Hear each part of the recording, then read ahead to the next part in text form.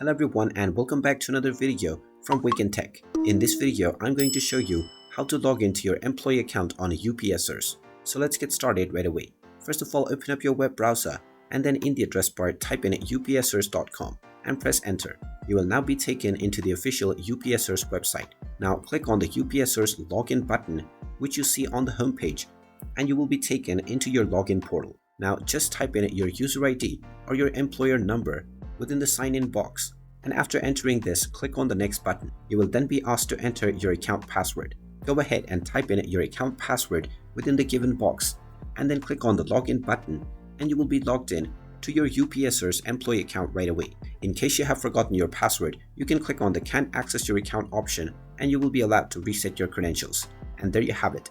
That is how easy it is to log into your employee account with UPSers. If you find this video helpful, make sure you hit that like button and subscribe to our channel if you haven't done so already. Also ring that notification bell to never miss another update from us. Thank you for watching and I will see you again in the next video.